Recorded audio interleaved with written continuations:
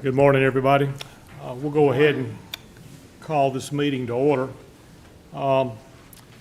Before we get started, I'll read through some information on our role as a board and also the order of the meeting and how we'll run the meeting today.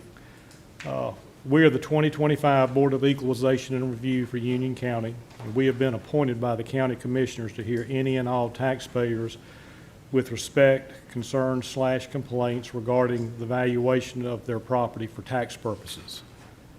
Property owners appearing before the Board of Equalization and Review have the right to a fair and equitable hearing. The Board of Equalization and Review has been charged with ensuring that the proper legal principles have been applied in a valuation dispute for tax purposes. The format for the meeting is the clerk will call the case, and the taxpayer will step to the podium here where you'll have a microphone and a monitor. The county will locate the property on the monitor so everybody's looking at the same thing at the same time, and the information that we have in our books, you have also right here. So everybody will be looking at the same information. The taxpayer will present their information, and after that's completed, the board will have the opportunity to ask any questions. At that time, you'll have a seat, and the county will present their information, and the board will have the same opportunity to ask the county questions. If you could, please let both sides present their information. When both sides have presented their information, there will be a chance for any final comments, from you, okay? Any questions that you have need to be directed to the chairman. The board, after we hear all the cases on the agenda today, we will go into our deliberation hearing, phase of the hearing. You're welcome to stay for that, but you will be notified in writing of the board's decision, normally within about 30 days. By statute, the burden of proof is on the taxpayer to demonstrate that the assessment is erroneous. If you have any sales data, we need that sales data to be as of 1/1/25 or before, since that is the date of the reevaluation. We cannot use or take into consideration any sales data that's dated after 1/1/25. Only individual taxpayers or licensed residential or certified residential appraisers licensed to do business in North Carolina may express an opinion of value of real property. No other persons, whether attorneys in fact, attorneys at law, or corporate representatives, are entitled to express an opinion of value of real property. Are there any questions? If not, if you could silence your cell phones, and we will get started.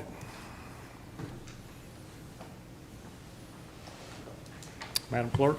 Good morning. Good morning. We are going to start with hearing number 1. This is for taxpayer W.F. Harris Development, LLC. Property key number is 07126264. And that is being represented by Richard Hutiff. Okay, this property is located on the north side of Stallings Road, and it'll be west of Industrial Drive.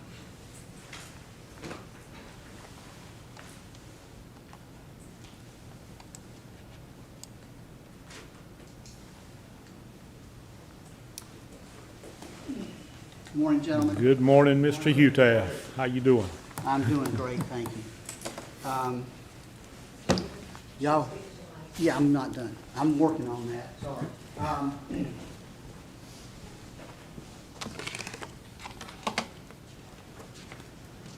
You guys have got me outpapered this morning. I need to apologize. My appraiser from out of town has had some serious issues in his family for health matters.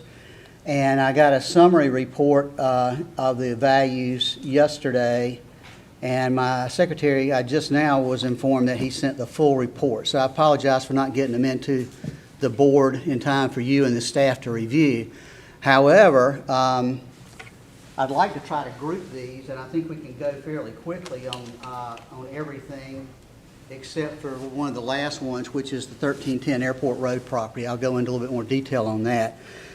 But in summary, there's 3 pieces of property, the property you're talking about here and 2 others that are on Stallings Road. And those are, and I believe this parcel number, 624 is 475 Stallings Road. And actually, adjoining that property is the 509 Stallings Road. And then right down the road is another property, which is the 629 Stallings Road. Thank you. Okay, and if I'm not mistaken, Madam Clerk, that's tabs 1, 2, and 3, hearing 1, 2, and 3, the ones that he is referencing.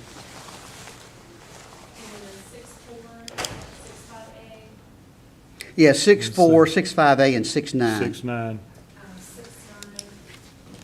Players of the board, we maybe just, yeah, so you're wanting to present these 3 at one time? Yes, Yeah. that's correct, Chairman. Is that okay with the board? I think it would be Okay. expeditious for everybody involved. Okay. Unfortunately, I only have the full reports that, I'm still waiting on another one, on the 475 building and the 509 building. But when we filed the appeals, not given a whole lot of time to get appraisals and find appraisers, so we put a value that we thought was adequate. And of course, you require a third-party appraisal report, so it's taken some time to get that together. And again, I just got the summary information yesterday, and I'd like to present to the board a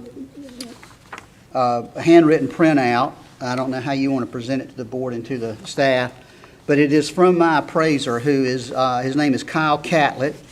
He is with BBG Real Estate Appraisal Services, and that's a national appraisal company.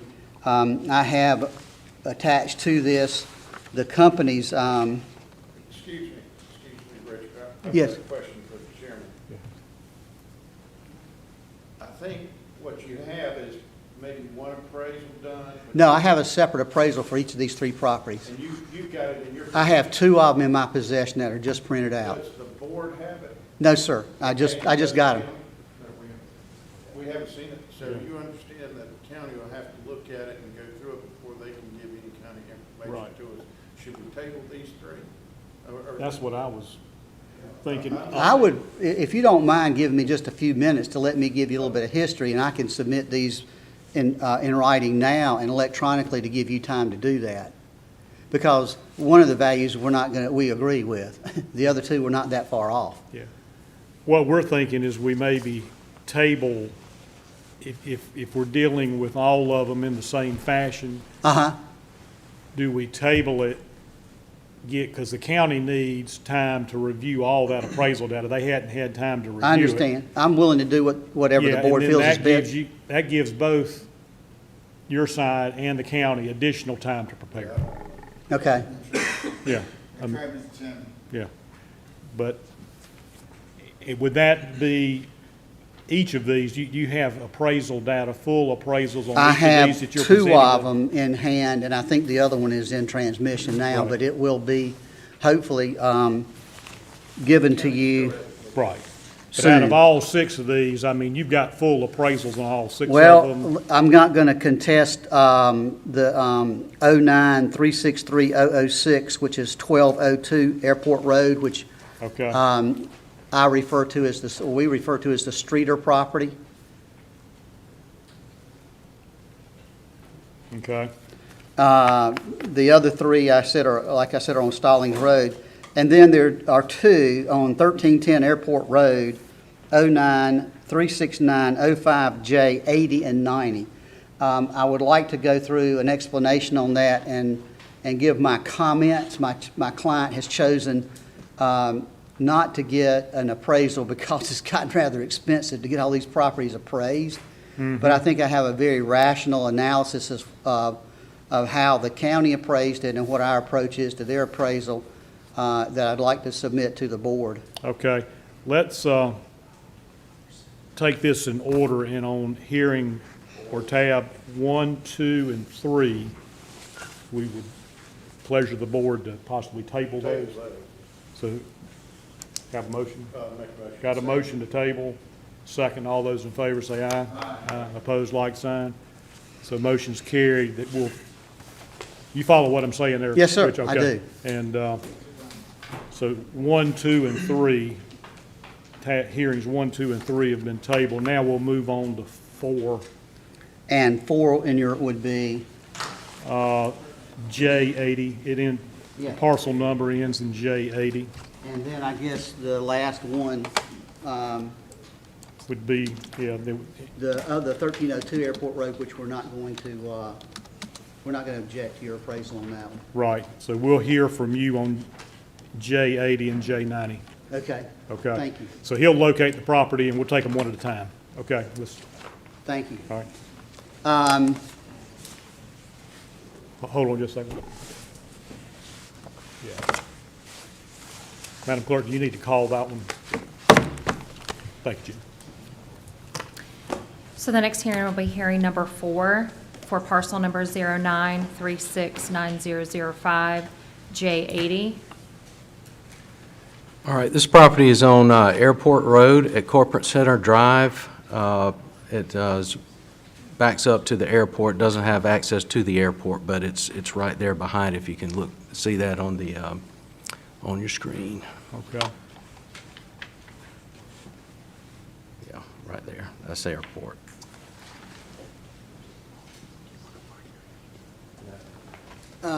Mr. Chairman, I'd like to kind of go over this in general, and I'd like to submit this to you gentlemen to consider. The issue we have is there's a uniqueness with respect to this property. There's 2 parcel numbers. When this property was built and developed, actually almost 30 years ago to this year, in order to get utilities and power to the property, the client had to voluntarily annex J80 into the city of Monroe to get utilities. And for whatever reason, I've spoken to the zoning folks, I can't remember the names, I've talked to engineers. There was a strip, which is J90, that remains in the county, if that makes sense. Okay. And for that reason, it's assigned 2 different numbers, and for that reason, the appraisals and the board have looked at it as 2 separate parcels. Our argument is, you can't sell one without the other. It's actually, as far as we're concerned, and we understand you have to assign different parcel numbers, it is one tract of land that should be given one value for the entire tract. And I'm going to pass this out if you want to give everyone a copy of it. When I first got the information of the appraisal from the county, I didn't quite understand it. It was a unique appraisal compared to what I'm used to. There were no comparable sales that I'm aware of, and if there are, there may be some more detailed value in their report. But they hung their hat on what I have shown you, and I believe that it's called the Marshall and Swift Commercial Agricultural Structure, the cost to build a flex building. And I have taken the county's evaluation and highlighted the numbers that I'm going to agree with some and disagree with others in blue. And what I first looked at this and I said, you know, not knowing anything about building, I contacted S.C. Hondros, who constructed this building for my client 30 years ago, and asked their engineers to look at it and give me an opinion as to what they thought the current cost to construct this building would be, because it's my understanding of the way the county valued this industrial flex building was, what is the cost to construct the building today, and given it has age, we're going to depreciate and give you a factor for depreciation. So if you'll bear with me and go through the numbers, if you will look at page 1 of the Marshall and Swift Commercial Agricultural Structure, they have given a value of a basic structure cost of $87.50 a square foot. And that's, you can go through the math, but that is a combination of doing the different walls, the heating costs, the combined concrete up-tilt building, and they took the $5,423,360, divided it by 62,000 square feet, and came up with a value of $87.50. And then on the next line, they did a combined depreciation of 34%, subtracted that from the number, and then on the next page, they added in the value of some of the, I guess, the ramp and some of the additional canopies, and came up with a total structure cost without buildings of $3,118,144. And if you'll go to the county's website, which I've printed out on the next page and highlighted it, this number plus the land number is where the county has a total value of $5,275,700 for this particular parcel. Now, the adjoining parcel, I believe would be 90. They have a value on that because it is theoretically raw land of $159,600, which is $81,000 an acre approximately. On the land with the building on it, they valued that at $77,000 an acre. So it seems like to me if this is one parcel, the land should have an equal value, but I'll get to that later. So if you will flip over to the page that I have printed out from SC Hondros, the big issue with this property in my mind is that the county in their evaluation did not adequately allow for economic depreciation of the property, or the value does not accurately represent its depreciated value. They used a number which I assume is 34%. I did the math.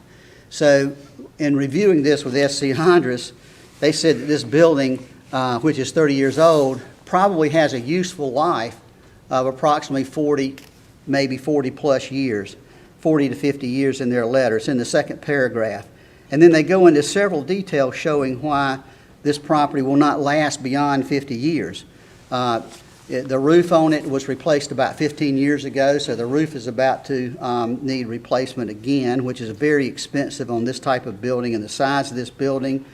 And even though the building is structurally strong, it's not up to today's code. It doesn't meet all the market expectations with as far as energy savings.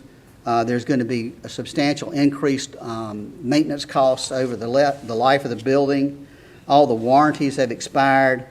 So in their opinion, if you look on the second page, they think that a meaningful depreciation would be that the value should be 60 to 75% depreciation would be appropriate for this structure. Well, when I plugged that in, and I'm not sure where the county got on their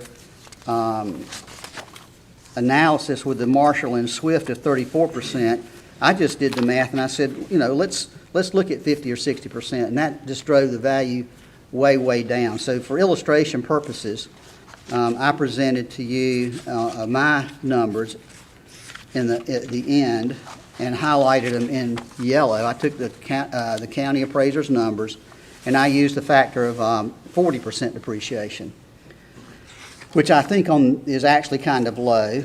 On the next page, when you do the math, it comes up to a total structure and outbuilding value of $29,615. And if you plug this into the county's value and add the value of the land back to it of $77,000 an acre, then you get a total value of $4.1 million, which is quite a bit lower than what the county says on their website. My argument here is, you know, we're all going to get bogged down in the details, but if you step back and look at the forest for the trees, my client has had a lot of people offer her to buy this building, and she says, well, I'm not going to take a dime less than $5 million, and we know that that's probably going to end up with a lesser value than that because there's going to be real estate commissions and arguing back and forth on the value. But if we were to put this property on the market today, we would ask $5 million and hope, with our fingers crossed, that we would get that, given the fact that it's a 30-year-old building and it's almost at the end of its economic life. And a buyer's not going to look at, well, I'm going to give you $159,000 for the strip on the front and I'm going to give you X for the building. They're going to buy both of these tax parcels, which is actually one deeded parcel. So our argument to you, and we think it's substantiated by logic and reason without a full-grown appraisal. I would like to also mention that This property is owned by W.F. Harris Development Company. I don't know if you're aware of the W.F. Harris Lighting Company, which is also at the airport. After 2 years of serious and declining health and dementia, Mr. Harris passed away about a year ago. So this has been a pretty tough ordeal to go through for Mrs. Harris, dealing with having to take care of him, as well as having to deal with all these issues that have come up.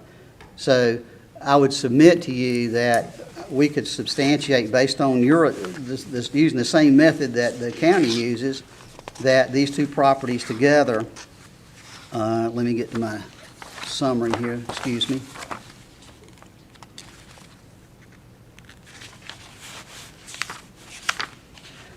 Would have a value of approximately $4.3 million. So without a backup appraiser, or a full-blown appraisal, we submit that this is a valid analysis from our viewpoint, and we're willing, we're not that far off. You're saying it's 4.3, you're saying it's 5.4, we're saying it's 4.3. And again, we're willing to split the difference. Y'all can put a value on that 2-acre strip of whatever you want to put on it.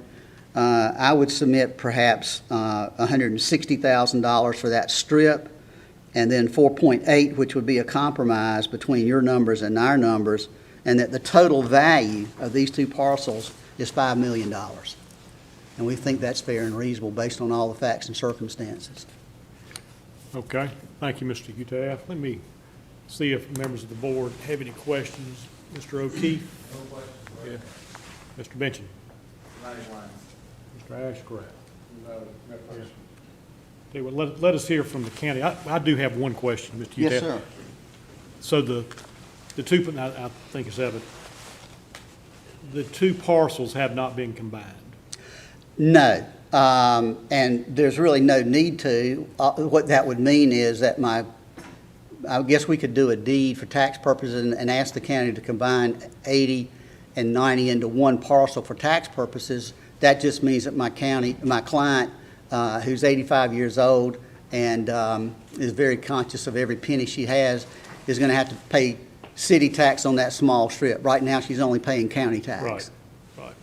And there's really no economic reason or need to do that, because if she sold the property, she would sell the entire parcel unless somebody came along and said, we just want that building, and you cut the parcel into parcels A and B.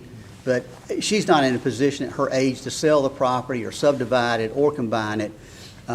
She just wants to have a value of $5 million and pay her tax and move on. Right, okay. Did that answer your I question? got you, yep.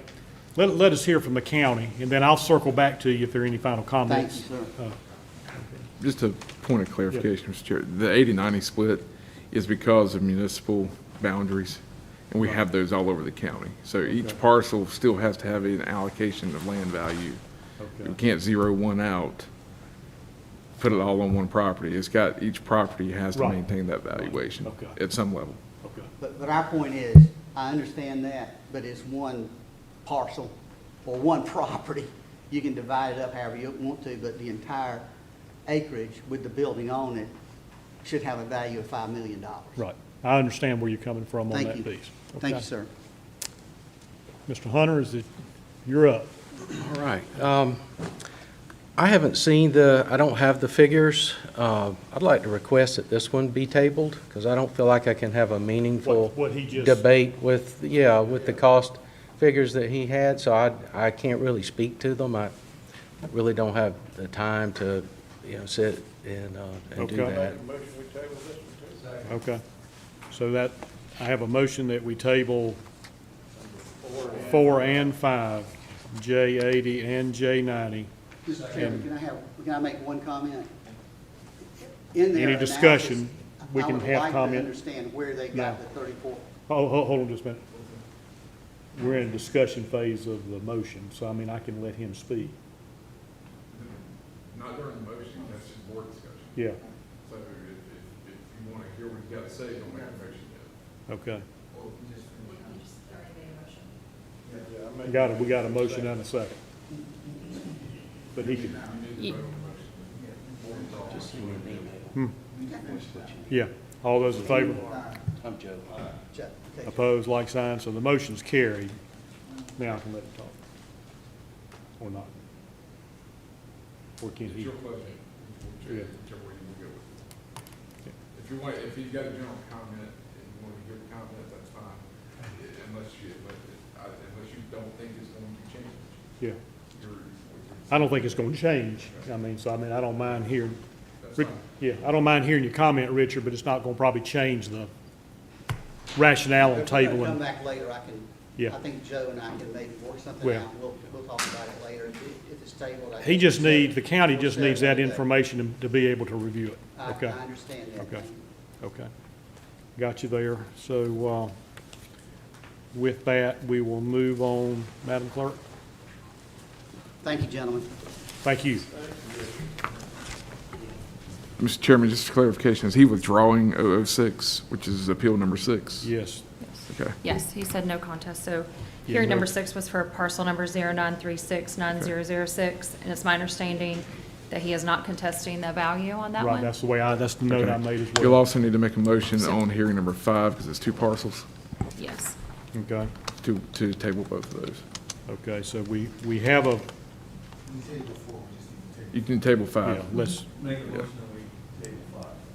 second. All those in favor?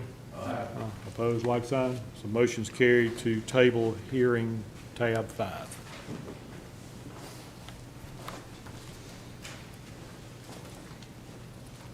And then we'll come back during deliberations on 6. Yep. So we're ready? All right, moving on to hearing number 7. Yep. Parcel number 07126264. The taxpayer is Berry Global Films LLC, and the representative here today is Andrew Delaney.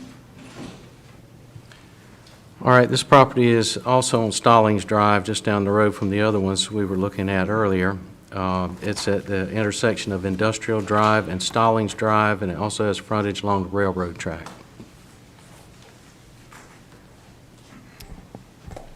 Good morning, Mr. Delaney. Morning, thank y'all for hearing me and taking the time out today. Mind if I move this right in front of the screen so just I can use the package?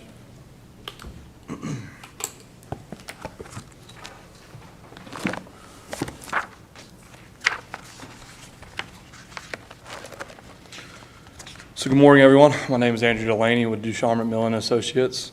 I'm here representing the taxpayer Berry Global. If you flip to page 18, you can see that's the start of our real estate appeal report. The real evidence doesn't start till page 20. You can see some overhead aerials of the property, also the map location of where it's located at, 303 Seaboard Street. You can see some more detailed aerials on page 21, just a closer look up of the manufacturing facility it is, and we'll get into some more detail, but you can see the piecemeal, construction that the facility is. So, subject parcel consists of a manufacturing facility owned and operated by Berry Global Group. They specialize in producing plastic consumer packaging and nonwoven specialty materials. So the majority of the plant was originally constructed in 1977. It consists of a mix of masonry, concrete, and metal. As you can see from the aerial pictures, there's been a lot of additions to the facility over the years, and this would contribute to the piecemeal layout and design that you see. It's not, your average distribution warehouse where it's one big box. This has created many inefficiencies to Berry's production plant and processes. If they were to build this facility again in today's age, they would make a much different layout. The sum of these additions would indicate an overall effective year built of 1986, a total square footage of roughly 375,000 square feet. The entire size of the parcel is about 15.8 acres, and we would consider that typical for manufacturing property of this size in the county. So on page 22, you can see the current assessment where the 2024 value is roughly 10.8 million, increase of about 1.25 million, up to almost 12.1 million in 2025. And so larger, older manufacturing properties like the subject have really been proven to depreciate over time than appreciate. We've seen appreciation over the past 4 years on investment-grade warehouses that trade and investment transactions. This is an owner-user property that trades on a much different basis, and then I think you'll see that in our report. So on page 23, we have a quick breakdown of kind of what we're illustrating in our chart on page 24, so y'all are welcome to go ahead and flip to page 24. We researched some industrial sales throughout the state of North Carolina. We thought it was appropriate to expand our market grid because, quite frankly, a building of this size and age does not transact all that often. So we did look at a majority of the region. The Charlotte Metro, we tried to stay within, but had to go a little bit outside to get some relative sales that have occurred between the past 2 or 3 years. So you can see on page 24, we have 10 completed sales and 6 current listings occurring between 2022 and 2024. These listings were at the time of evaluation day. These are not current listings as of right now. So we do think they were relative to kind of establish a high end of what these properties are currently going for in market. And I would say the number of listings certainly speaks to, these properties are, there's less and less demand of them as the manufacturing sector has really, been hurting over the past few years as well.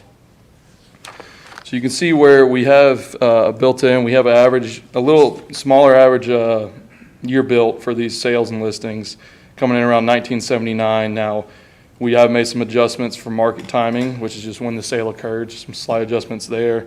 Also location, we've made some adjustments for anything that was, half an hour outside a major municipality.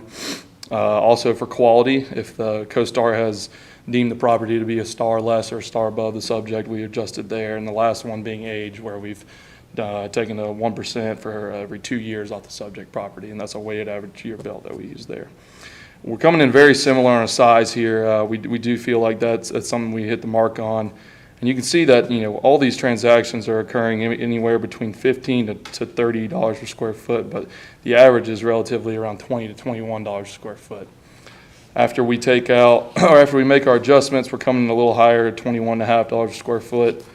If we were specifically to look at the properties over 250,000 square feet, when you really get into that owner, user, manufacture, and build, and where you really get into a limited number of users as the property gets larger, you can see that they're trading slightly under $20 a square foot. So after removing the high and low outliers and taking all that into account, we feel like a conclusion of $22 a square foot for the subject property was appropriate. If we apply that to the subject square footage, we'd be coming out to a value of roughly $8.26 million. If you flip to the next page, on page 25, we have some photos of these comparables that we've pulled. I think you can all see and agree that these manufacturing owner-user properties are very similar to each other. There's piecemeals to each one of them. Some of them could be considered more superior to the subject. There's a couple that are much more box-shaped. But we did want to, again, pull those owner-user transactions as this, and I don't see any realm where there would be a lease here unless it was some sort of a sale leaseback, but I really don't. It would be an owner-user transaction, and it would likely sell vacant as well. So on page 26, we did just want to take a quick look, and I'll go over this quickly, of just the southeast transactions of large manufacturing. We tried to look at just, any market trend that we could tie to what we're seeing in North Carolina as well, just to give us some more backup. Here we did see, let me get the number for you real quick. We have 14 sales here and 6 current listings, and these are all between 2023 and 2024, so staying on the newer side there. I think you could see that all the price per square foot that we're seeing are at an average right around $20 a square foot again. We have made the same adjustments for market quality and age. You can see where we have a newer year-built average of around 1986, so very similar there, but slightly smaller facilities. And so we really tried to account and be conservative on the right hand of that chart there, where we took, if you take the sales over 250,000 square feet here, it's about $17 a square foot. And then we identified 4 sales that we would consider on the lower end, and we would call those outliers. So after taking those out, we'd come to a conclusion of roughly $23 a square foot.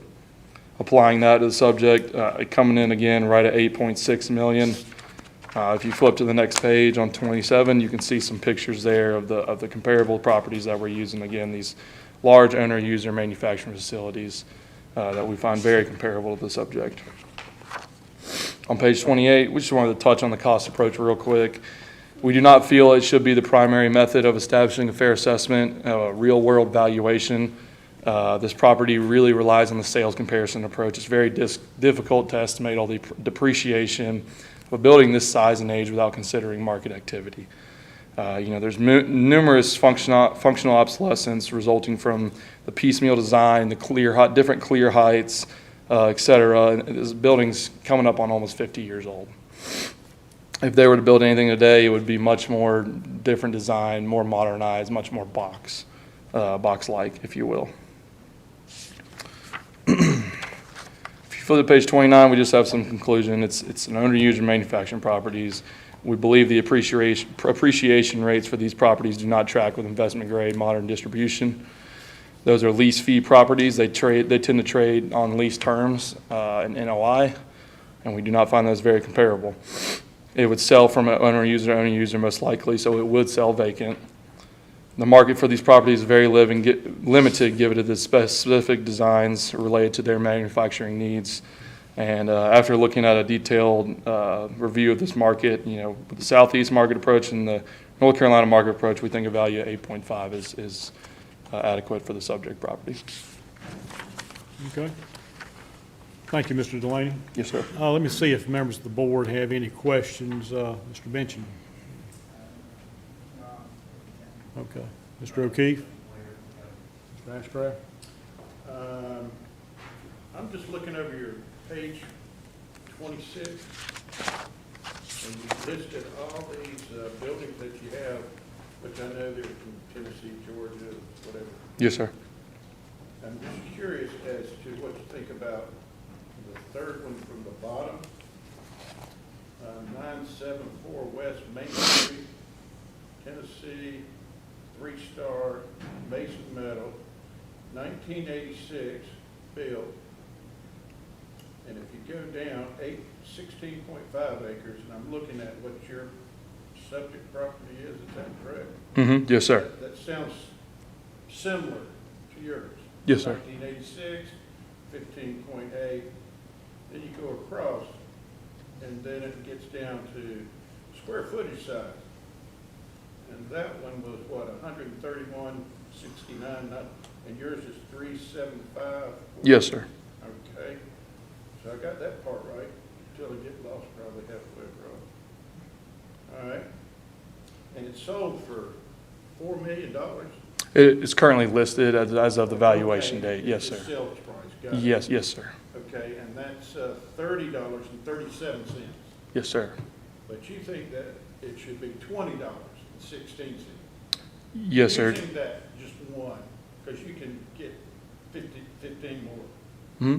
on here and come up with a number. I just didn't know what you thought of that, being so similar to yours.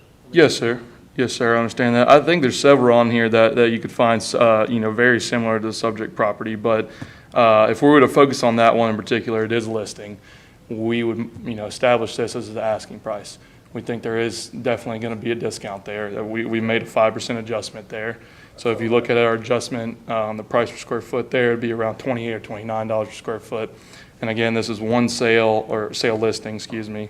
Another thing to take into account is the size. In our property, we are coming out with a weighted average year built in 1986, the originally built in 1977. But the size of that property being around 130,000 square foot, it's a transaction we found that we felt was relative. But, being the difference in size, it really limits the number of users that could use the subject property versus the comparable. All right, I don't have any more questions. Okay. Mr. Delaney, this time we'll have, if you could have a seat, we'll Yes, have the sir. county present its information. And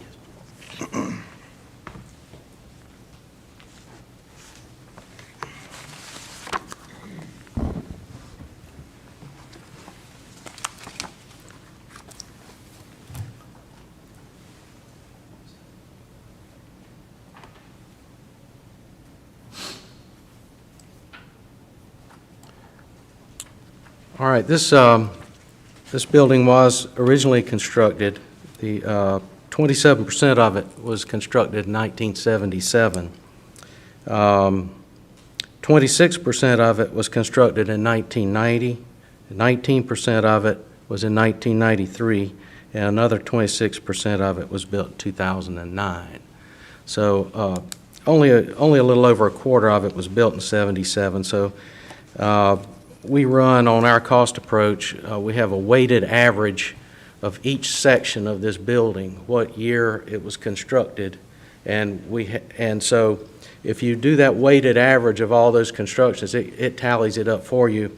And Marshall and Swift came up with an effective age of 1992, which is different than the 86 that they have. So that's where we came up with our effective age. It was done through a weighted average. You know, this is a manufacturing facility. It consists of two buildings. The front building there on Stallings, and it has 347,107 square feet that we've classified primarily as light manufacturing and some warehouse. It has another building back behind it that we have on, and we have just as storage warehouse, 28,325 square feet, which brings us to a total of 375,432 square feet for both buildings. This building has had some renovation work done to it. We went out and did an interior inspection of it when we were doing an audit for business personal property. I went along, and we have some areas. The office was renovated. There was a lab that was renovated, and there were some areas that were converted from manufacturing over to warehouse, I think this area here. So it hasn't been sitting static. There have been some things that have been improvements to the property over the years. We have not accounted for that. We haven't lowered the effective age or anything like that. We just left it at what year it was constructed, so we feel like we've been fair with that aspect of it. We got 15.813 acres that we sit on, and that is 750 front feet on Stallings Road, 1,800 plus or minus feet on Industrial and Seaboard Drives, and it also has 738 feet along the railroad. We have the land valued at $1,487,900, which is $94,100 per acre for that piece.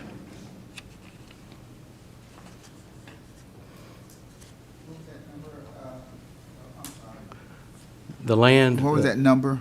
$1,487,900. Thank you.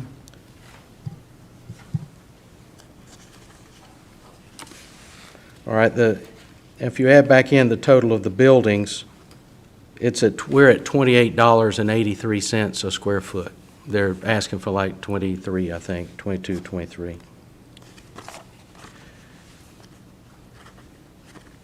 All right, and what it did, let's look on page 32 at the sales that were discussed.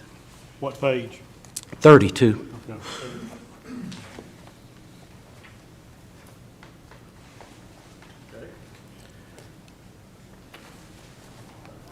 What we did was we looked at the detail on these, and there's 16 comparables, and half of these comparables were built in the 1970s.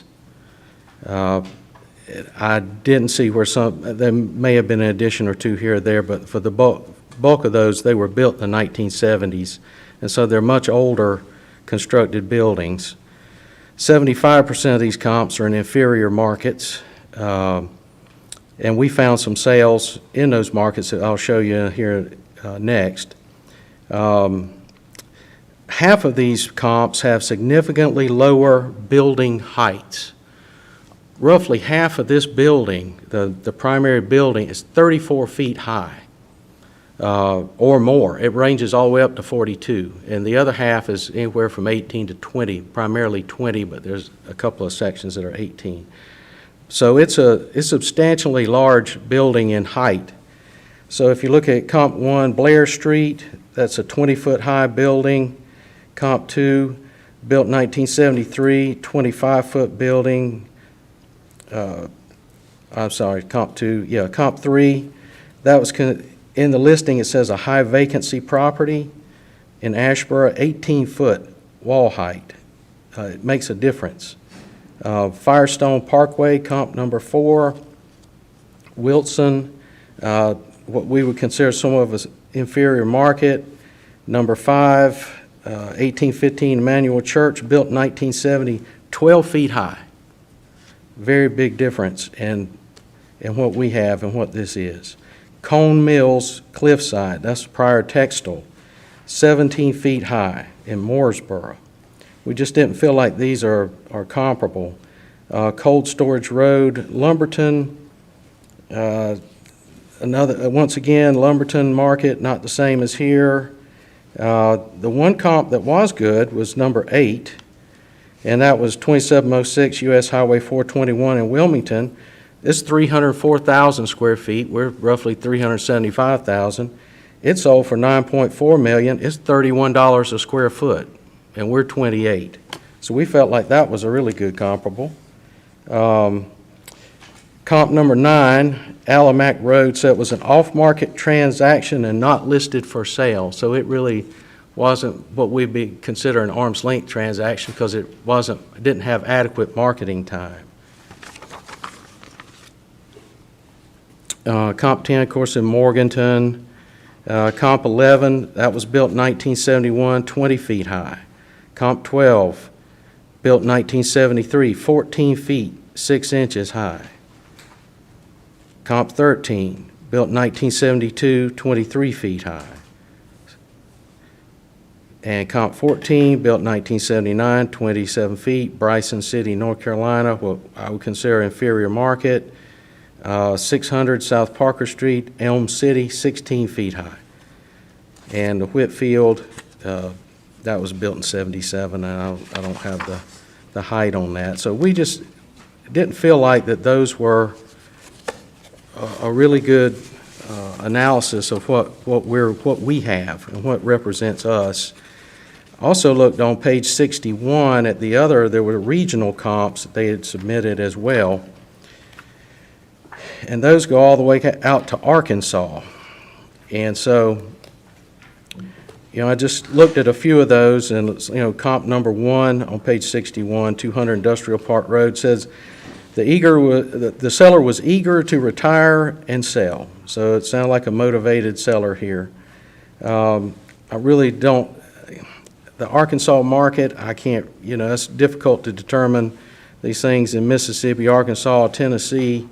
Tried to focus more on local comparables. So we have some comps that we prepared.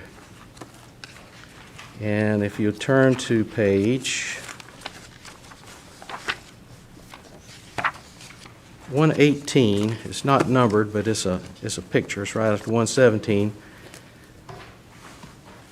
We turn to a sale in Union County.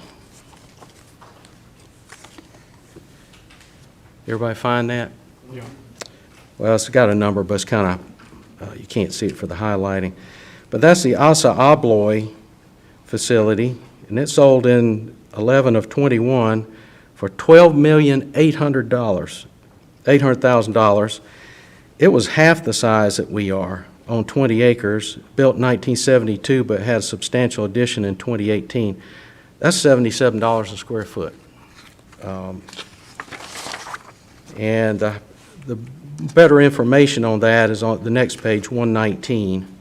That's the CoStar information. It says it was built in 2018, but that was the addition. I went out and measured that one. All right, so also, let's find some pages here. Also, if you look at page 125, you see a sale on Beltway Boulevard, which is within a couple of miles of the subject here. It was a private sale, so I don't put as much faith in this, but it sold for $9 million, and the size on that was right at 50,000 square feet. The prior sold, so like I say, the $9 million is not, I don't put a lot of faith in that. There may have been something else involved, but that was in 24. But if you look on the bottom of the page there, on page 125, August the 25th of 2022, it sold for $4 million.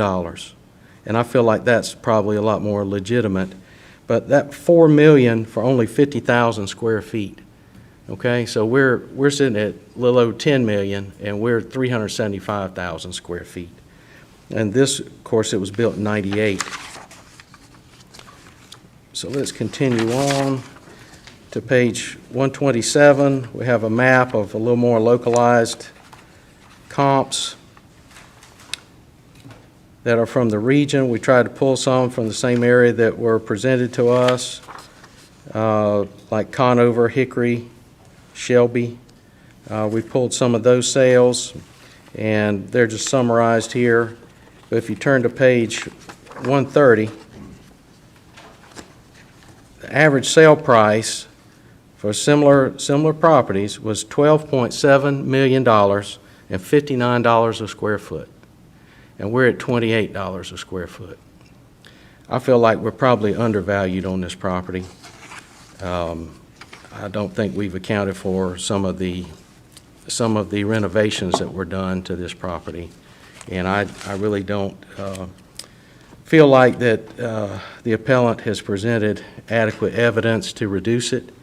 There was a prior appeal by the same company in 2021 asking for the exact same, pretty much close to 8 to 8.5 million at that point. So we're basically saying that nothing has changed since 2021, and it was worth less then. But you know, it was only an 11% increase from 2021 that we had, which I think, based on most of the other properties that we've had, that was more than fair. Any question? Okay. Let's see if the board has any questions there, Mr. Hunter. Mr. O'Keefe? Quick question, the increase that he just mentioned there at the end, sometimes it's what, the increase from when to when is what I need help with. Yeah, from 2021, in 2021, we were 10,826,100, and now we're at 12,076,100.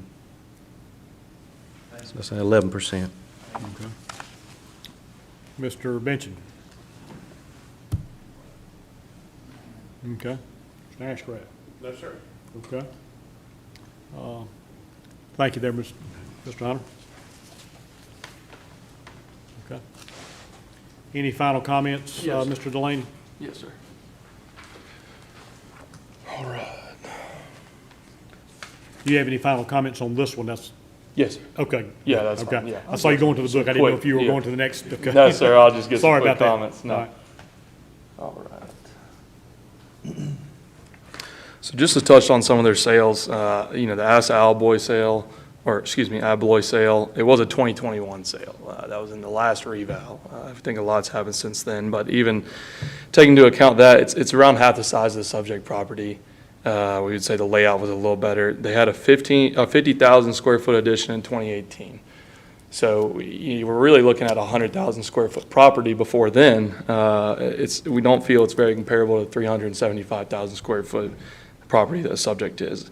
The sale was also an investment sale. It had a lease in place at the time. It sold previously before the addition for $4.9 million, or around $29 a square foot. You know, a couple of their other sales, we noticed 3 of them are portfolio investment sales. So we wouldn't, you know, count a 22 property portfolio sale necessarily as a true market transaction. I looked at, honestly, all the sales, and I didn't find one single owner-user manufacturing sale. That would be our main kind of point there, if you will. Those tend to trade on investors to investors. They trade much more different than owner-user properties that would likely sell vacant. And so that's all I have to say about those. Okay. Mr. Hunter, any final comments? Sure. We use portfolio sales now. In the old days, you could not, because they didn't delineate the value. There's a federal law that says that they have to allocate the amount for each property. They buy 10 properties. They have to allocate an amount that they have put toward each property. It has to be segmented out, and that's why we use use it off CoStar, and they confirm this type of information. So we feel that anything that's a portfolio sale is totally legitimate. As far as the Asa Abloy, being okay, if it's sold as a lease property, that's generating income, and owner-user generates income. Our sales come up at $59 a square foot. We're at 28, so we feel like if there's any kind of market concession, that would certainly cover that, because that's, half of what our comps have come up at. Okay, thank you. With that, Madam Clerk? All right, next hearing is hearing number 8. The taxpayer is Martin Marietta Materials, Inc. The property key number is 09336001, also being represented by Andrew Delaney.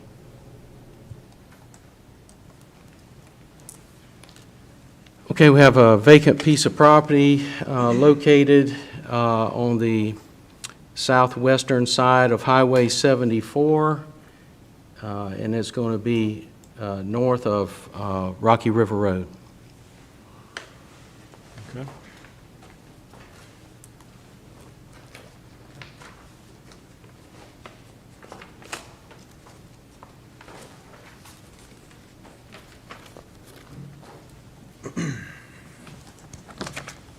Alrighty, on page 14, you can see the map aerial of the location of the subject property as well as the parcel outline.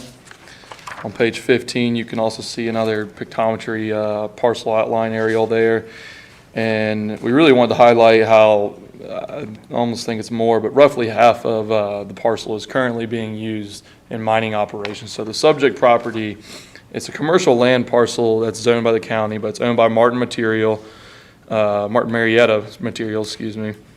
It's adjoined by the Martin Marietta's Baker's Quarry aggregate mine. They specialize in mining crushed stone. The quarry is in its active operational phase of its life cycle, where mining is still occurring. So, you can see the aerial footage there where they do have a road that they use there. They would not give that up in any means, and they're actually using half the parcel for mining operations. So, bulking this whole property in as one commercial land property is really not feasible at the moment, but we did want to touch on that. It's comprised of roughly 24.5 acres, roughly half of the acres being utilized for mining operations. The subject parcel has roughly 1,700 feet of frontage to Highway 74, but again, about half of about 1,100 square feet. As you can see, that right side of that road, 1,100 square feet of that frontage is actually tied to that mining usage to the right side of that road there.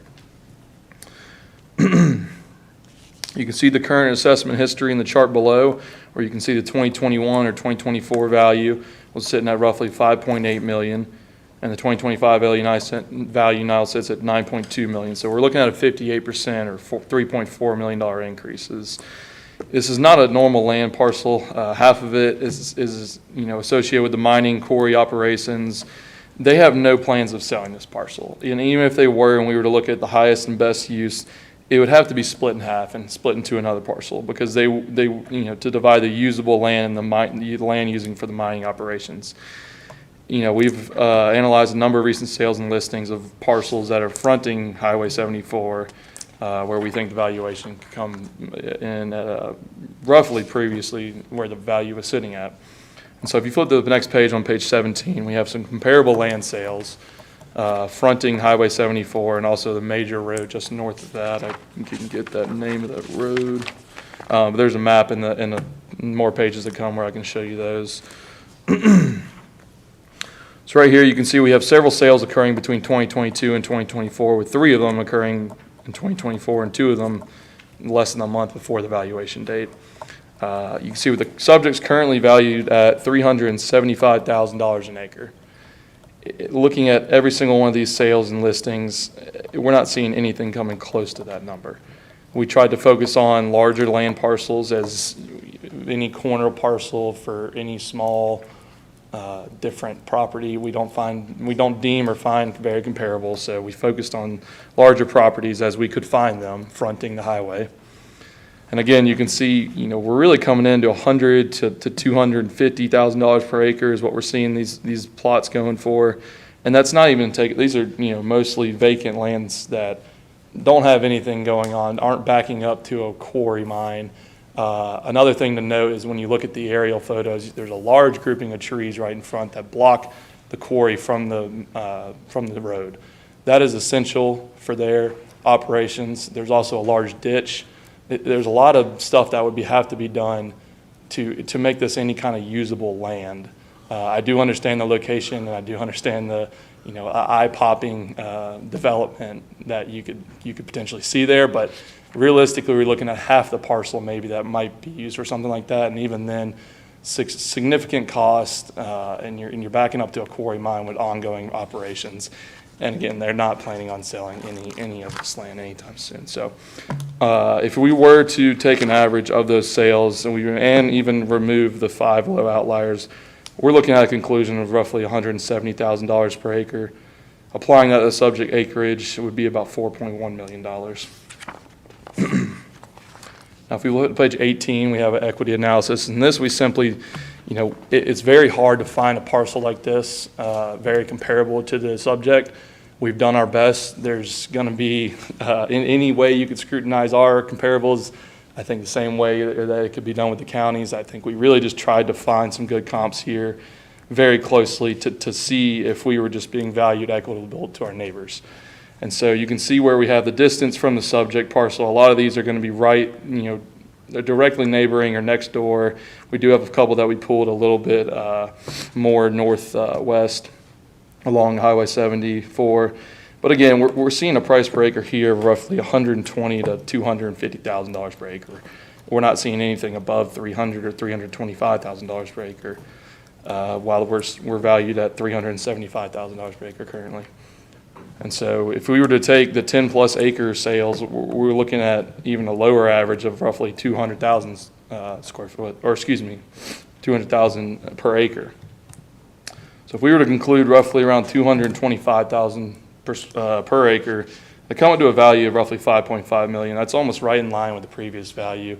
And again, this is a lot of these vacant land parcels along Highway 74 they don't have any of the setbacks that the subject parcel has, being on a quarry mine, being used for mining operations, and now a lot of development that would need to happen there. But on page 19, we do want to, we tried our best to use the GIS maps and so forth and get some, just to give you a good look of the parcels that we're using as comparables for the equity analysis.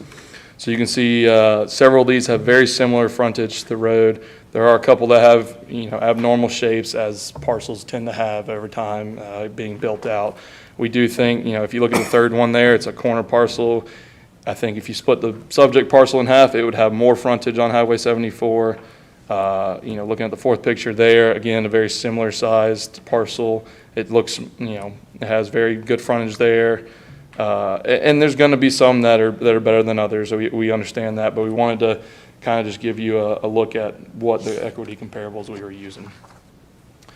On page 20, we just have our land sales comparison indicated value and our equity approach indicated value. We think we're being pretty conservative here, and we really just want to, the taxpayer wants to pay their fair market share of value. And given the current use, the realistic limitations of the subject land parcel, we think a value of $5.5 million would be appropriate for the subject parcel. And any of the land sales and other details are in the back. If you actually flip to page 22, you can just see a quick map picture of where those land sales were occurring. So you see we have several that are right next to the subject, but we really try to stay on that main road there and find the best comparables we could. So. Okay. Thank you for this information. Let me see if members of the board have questions. Mr. O'Keefe. No questions. Mr. Benson? Okay. Mr. Ashcraft? On this parcel, the last 3 digits, 001, how many acres is it? 24 and a half, I believe. 24 and a half, and the county has a value of what, $375 per acre? Yes, sir. Okay, and your opinion of value per acre is, It's going to be roughly $225,000 per acre. all right, no more questions. And you may have spoke to this earlier, but the portion of that that's currently being mined is on, well, Yes, sir, on the south side of that parcel, on that road right there. It's not necessarily being mined as it is, they did do major leveling and grading there, I believe, and use it for, as you can see, it's okay, tough to so tell from that's, that. they're not, that's not a big hole in the, No, sir, not necessarily more than 20 feet. I think Okay. they've used, try and get their trucks up, as you can, it goes down about 100 feet or more in that, in the okay, actual okay, mine. okay, I Right. got you. I was, But thanks that for is clarifying that. essential to try to, make their operations work especially, so. Okay. Good. If you don't mind, have a seat and we'll hear from the county. Mr. Hunter?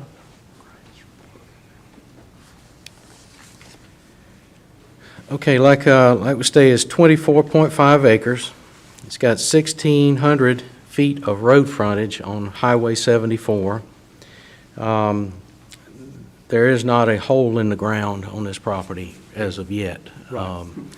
So at any point, if there were to be we're giving a 50% reduction on the other pieces back behind it, and you'll hear about that in the upcoming hearings. If they started excavating and dug a hole, we would give 50% off on that section of the property. We are giving a 15% reduction on roughly 14 acres on this property to try to account for that. Let's see, and he's correct, we're valued at $375,326 an acre. What we look at on this is this property, regardless of an intent to sell, we have to look at it as what would it sell for on the open market based on that, because intent does not drive value. You have people that are in homes that are on Highway 74, they still get a commercial rate and the house gets reduced. They have no intent of selling. They're going to live there their whole lives, but they still get a commercial value. So the intent has nothing to do with what type of value that we're going to develop for this. We looked at, of course, we looked at the sales. We, tried to do our due diligence and consider everything when we look at these appeals. And we just had some issues with the comparables. If you look on page 66, this is part of our packet, we have a response for the comparables that were presented by the appellant. Number one, on Flint Rock Road, that's in Marshville, and we just don't consider Marshville to have the same type of market appeal. It's page 66. We just feel like that's an inferior market as far as value-wise, so we didn't feel that that was a good comparable. Also, comparable number two, the Eastern Monroe market is still also not comparable to our area. And that actual piece of property borders on a contaminated site. So we didn't feel that that was a good indicator of value. Number three, 6017 Highway 74, once again, Marshville, we just didn't feel like that was a good comparison. And then there was one comparable number four.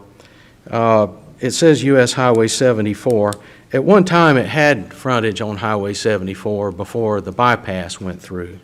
But as of now, it only has a view of Highway 74. You cannot access Highway 74 like you can our subject. So that was something, and he wouldn't have known that looking at probably at the comps. There was no way he would have known that. But we're dealing with an appeal on that property right now. Comp number 5, Perrette Road. That's land for a residential subdivision. Pulte Homes purchased that, so we didn't feel like that was a good indicator of value as well. Comp number 6, also Eastern Monroe, not comparable to our market. Comp number 7, Lacey Page Road. It was also residential land, The sale happened before it got rezoned to commercial, so we didn't feel that that was a good indicator. Number 8, that was part of an assemblage, and it actually sold for a lot more. A total of 17.3 acres sold for $6.9 million. And so we felt like that, you know, that wasn't adequately described on that. Of course, number 9 was Yardley Apartments. That's not too bad. We've actually used that ourselves. And comps 10 through 20 that he had, those were all listings, and we're trying to stick with what the sales were. Let's see if I can find our.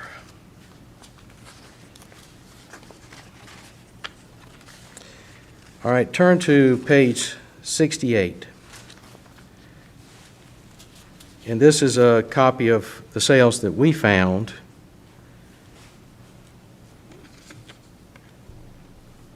So once again, we're $9.1 million and $95,500 for 24.5 acres, 375,327 acres, 1,600 feet of road frontage.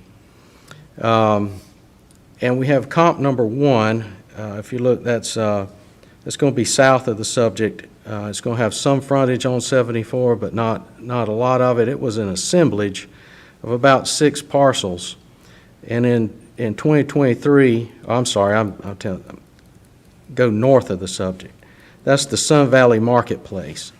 That was an assemblage of multiple parcels, but they all sold on the same day and they all indicated same value or price.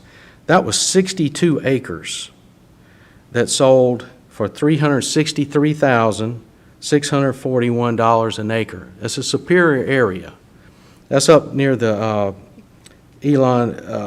past the Elon Apartments, or before you get to it, I'm sorry. It's on the left, behind the Lowe's in Indian Trail. It's back behind it. It has a little bit of frontage on 74 and some on Wesley Chapel Stouts Road. But that was 62 acres for $363,000 an acre. We're 24.5 acres for $375,000. So we felt like even if you deduct off for a superior location, we still feel like we were pretty good based on that sale. And that was in 23. Then come down south of there is or north of there, I'm sorry, I get my directions crossed up today. Elon Apartments bought 12.297 acres for $526,551 an acre. Superior area. Okay, so deduct off for Superior. Now we're down to 375, 327 for 24 acres. We felt like that was a good indicator. Also, if near the Chick-fil-A in Indian Trail, right across the road front, they've built a self-storage, which this didn't even have frontage on 74. And it sold for $565,000 acre, much smaller piece, so it's going to sell for more dollar per acre or square foot. And then the comparable number 5, that's the Yardley sale. That's south of the subject, and it sold more for residential. They call them apartment homes, so it's almost like it's a hybrid between apartments and houses. They're constructed a lot like houses, but they act like apartments. And so that was only $168,000 an acre for 28. We feel like that was an inferior area and inferior use to what the kind of potential that we have on this property, because this property could be subdivided, which we feel like enhances its desirability. All right, and then the final sale is, let's see. I might have skipped the racetrack sale. Racetrack, let's go back to number 3. Yeah, I think you did. Yeah, racetrack, I'm sorry, I got ahead of myself. The racetrack sale, which is right down the street from us, within about 600 feet, that is a corner, which would be Superior, is 5.1 acres. It sold for $513,986 an acre. Okay, it only had 500 feet of frontage, and we have 1,600 feet. So we feel like if you deduct down for corner, you go from 513, smaller site, we're at 375, larger site, lots of potential on this property. All right, then we can look at sale number, go back to 6. That was an assemblage on Rocky River Road. That was, let's see.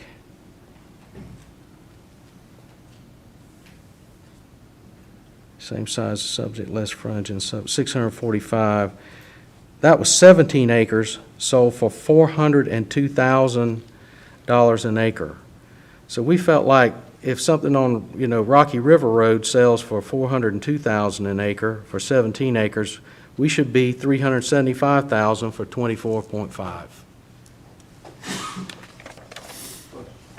I'd also like to talk to the equity comps. So if you turn back to 67, we're going to look at ours, and then we'll look at the ones that were presented for equity. 09-339, 162, 4860, 6.2 million, 129,000 acre. That one, it says the only access off is not on 74, it's off Rocky River Road, and it's an irregular parcel. That also has, since it's right there at the quarry, it also has a high granite. Carlton Tyson appealed this property many years ago, and we looked at it and we made some reductions to that. He had trouble developing some of it because the granite was so high. There was very little dirt that was on that property, so they would have to drill down into the granite to develop it or blast it. All right, let's see, and we can go over all of these, but I don't know. There was just a number of issues with each one of those that are legitimate, that we felt were legitimate reasons that they were lower than the subject. They didn't have this. They had more limitations. Some of it was fire district, where it looks like it's only valued. It's another one of these type splits where it looks like you're only valuing one part, but you actually got two pieces, and he wouldn't know that because of the way the system is designed here. Unless you work in it, you wouldn't know these types of things.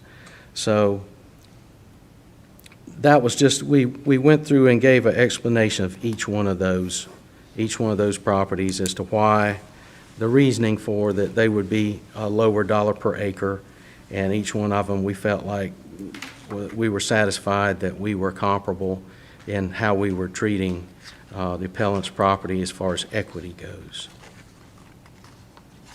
Any questions? Let's see if we have any from the board. Mr. Ashcraft? Yes, sir. Okay. Mr. Benchin, Mr. O'Keefe? Okay. Thank you, Ms. Tyler. Any final comments from you? Yes, sir. I'll try to be real quick. Okay. So just recently, with top of mind, just to speak on that first comparable on page 19, like we said, there's going to be some stuff you can pick apart with each one of these just because it's going to be hard to find an exact comparable to the subject. We do feel like this one has a lot of frontage, even though it does have an assemblage there or separated by the road. It has a lot of frontage on Highway 74, and even if the access is off of Rocky River, I think you could clearly see there on the picture that there's, I think, probably 12 to 1,700 feet of frontage on 74, and there could easily be access made to there as well. And similarly, I think our property suffers from the same things that he was mentioning, development issues. We certainly have some of those as well with the grading, with the granite, with the ditches, and with the road barrier that they're trying to have there. Just to touch on some of the sales real quick. There were 2 assemblage sales in there. We also used, I think, 1 assemblage sale. So I think if we're going to put weight on if we're going to take away from ours, then we need to take away from those as well. The sale 1 was an apartment project. It had no real frontage on 74s, and you wouldn't put apartments on this. We don't think this is the highest best use, and we don't find that very comparable. Sale 2, it was a 2020 sale. Again, no real frontage on 74. We think very similarly. It was also an apartment development site, so a different kind of highest and best use there that we're looking for. But I won't get into any more details except for sale 5 that we, both agreed was very, comparable to the subject. It's the exact same size, almost the exact same frontage, and it sold for about $170,000 per acre. I won't go in too much further. I think there's a lot of setbacks that come with this property, as you can, I think, easily tell through our presentation, and I'll leave it at that. Okay. Any final comments from the county, Mr. Trotter? Just one.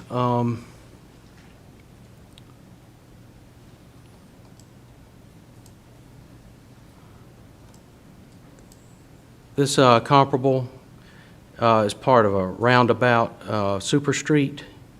And so can you see right here where they will not do a curb cut on 74 right here. When you make that turn, the highway department will not give you a curb cut on the frontage here on 74. So that's where we were saying that it fronts on 74, but your access is going to be back down here.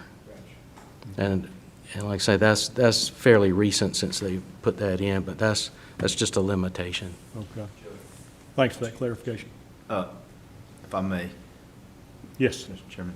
Joe, I was looking at the PRC, the property record card. You have made concessions as far as for two different rates on this property, right? Yeah. You want to go into that just to Well, briefly? I had explained it before. Oh, have you? He did touch on it. Okay.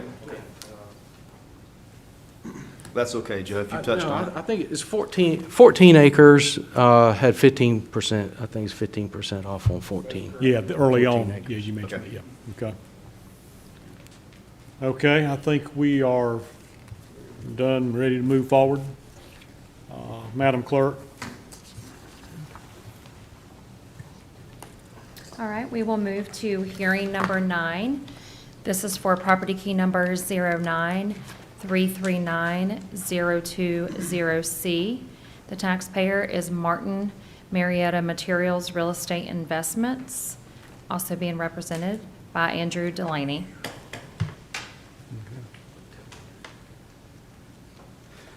I think from looking at the last one, we probably know where this is. It's Rocky River Road at the railroad, and we're going to be dealing with 4 parcels here. We're going to be dealing with this one, and I believe that one. But we'll talk about this one first. Okay.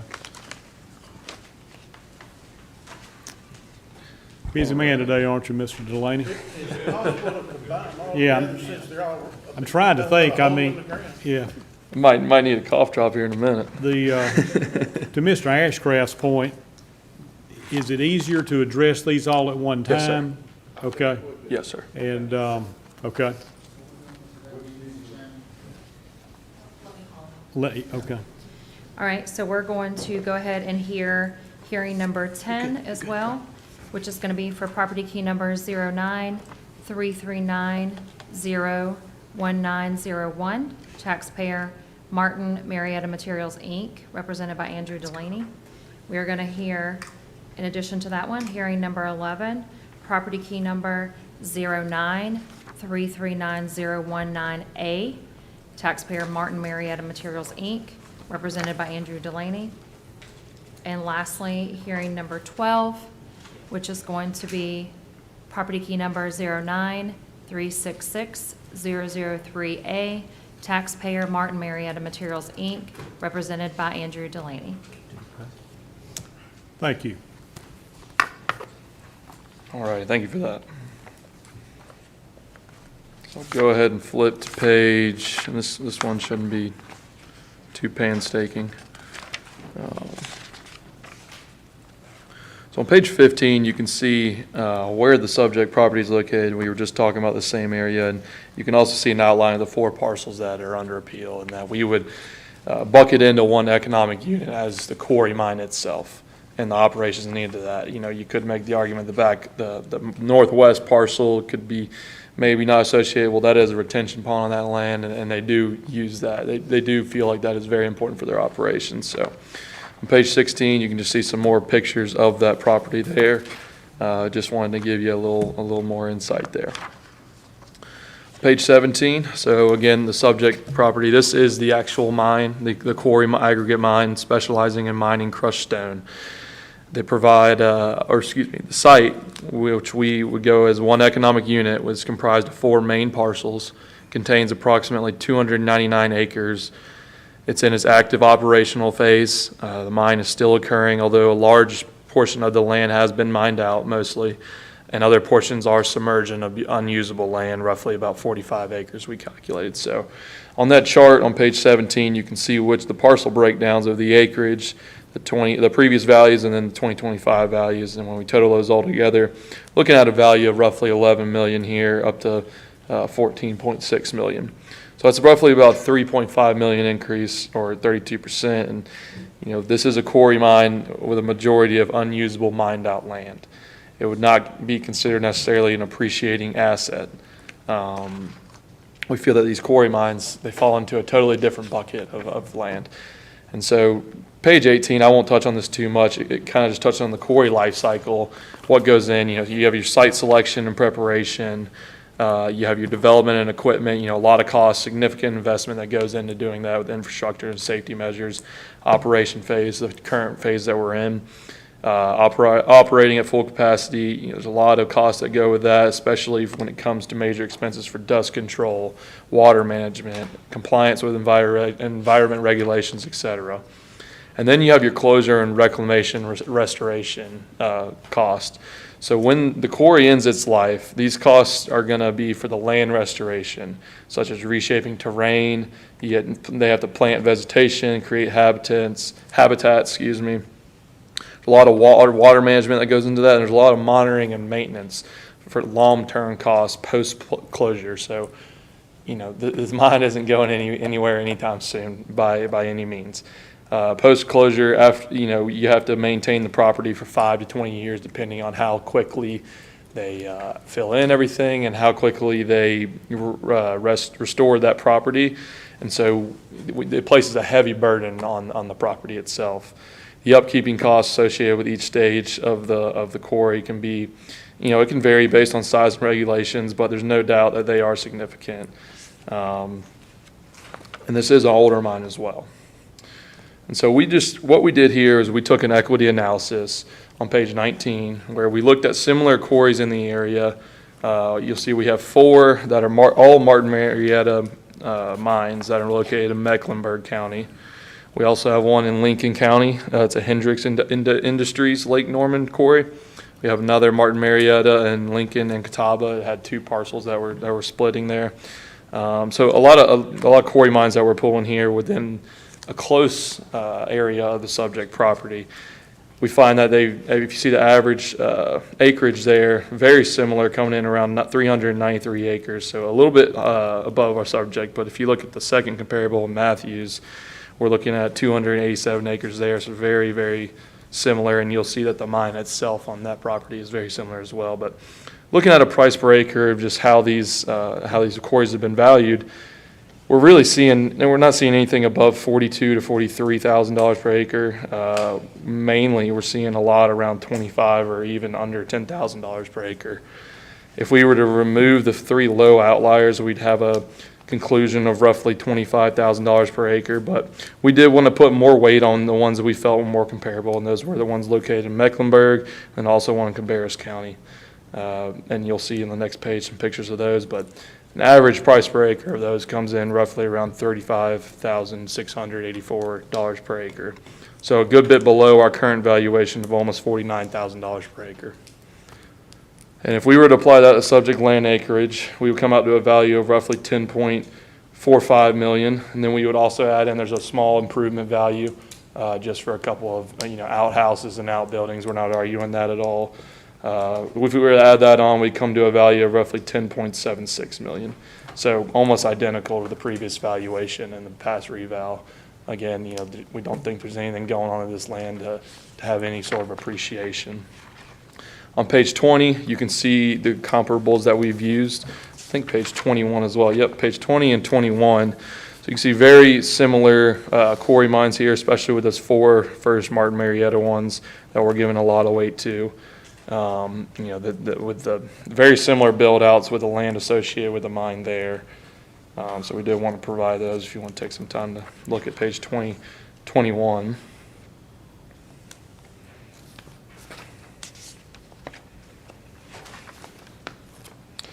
And then we did want to take a look at some land sales in Union County. So on page 22, we do have a chart there. Now, we're focusing on large land sales here, above 50 acres. I think anything below that is very, very different in the subject. We would value this as one economic unit. It's not looking at any near future development or anything like that. But we did want to take a look at some sales of some larger tracts of land in the area. You can see we have 2 occurring in 2024 and 1 occurring in 2023. All 3 of those coming in around $25,000 to $40,000 per acre, while the subject's at $49,000 per acre. So we did have 2 current listings as of the valuation date as well. Those came in roughly around $40,000 per acre as well. So after some slight adjustments, we have an average price per acre of roughly $35,000 per acre from those sales. If we were to remove the high and low outlier, we'd have a value of roughly $36,000, a little bit lower than 37, $36,800. And so we would conclude around $37,000 per acre just based off of these sales. And you can see that there's 1 in Monroe, there's 2 in Indian Trail, 2 in Monroe and 2 in Indian Trail, 1 in Midland. These are large tracts of land that we're trying to compare the subject to. So you can see where if we applied $37,000 per acre to the subject land, it'd be a value of roughly $11 million. We would add in the county improvement value for a value of $11.35 million. So if you flip to page 23, you can actually see where these sales are located. Sale 3, very close to the subject property. We think very comparable. And then if you flip on to page 24, just in summary, owning a quarry mine comes with a lot of significant upfront costs, ongoing operation expenses, and long-term responsibilities for years to come. It's essential to consider the financial and environmental factors when evaluating the feasibility of a quarry ownership. We believe the subject property is being overassessed in comparison to other quarries and other industrial parcels in the immediate area. Not only is it nearing its production capacity, but once it's closed, it'll have the very expensive remediation and reclamation process. And due to these factors, it doesn't have any potential investors in the near future. Or an attempt to compare other just regular vacant land parcels, it's really tough. So that's why we did include our quarry analysis. But if we were just to take our 2 approaches and put a little more weight even in the land sales, because we would have a requested value of roughly $11.2 million, which is almost exactly where the previous value was. If you have any questions. Okay, let's see if we have questions. Mr. Benson? Mr. O'Keefe? Mr. Ashcraft? I do have one. These land sales, these large land sales that you used, Yes, sir. they weren't necessarily commercial sales, right? I believe they were commercial industrial, combination of both. Okay. Yes, sir. I do have those land sales. They're detailed in the back of the report on page. Yeah, I was just curious by looking at some of the, was just looking at them by address, nothing else, not. Yes, sir. And those addresses could mean, when you're putting an address on a vacant land sale, a lot of times the address is not necessarily appropriate for where it's located. But on page 28, we do have those land sales that are detailed right there. And you can see a more breakdown of those as you go on.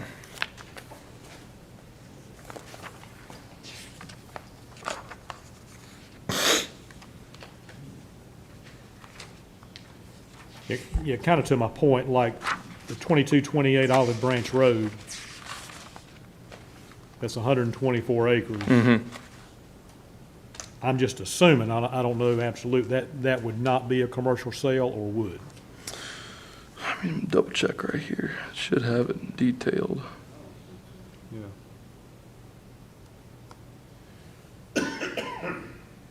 If if I had to speak, I'd say probably not. It just doesn't have it actually, funny enough, on CoStar, Right. surprisingly, but. Okay, okay. With that, let's hear from the county now. Mr. Hunter, I imagine that is you as well? Putting in the work today. Okay. I'm scrambling a little bit since we're going to do them all together. I was kind of planning on addressing each one.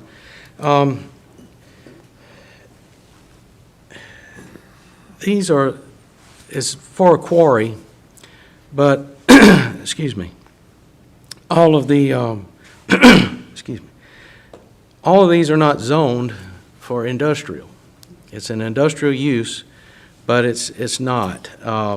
So what we did do is we appraised these properties with an industrial rate. We did not use, even though this parcel here, all of this, actually, this parcel here, the majority of that parcel is zoned highway corridor, just like the other piece that was, just like the other piece that we looked at that joins it right on Highway 74.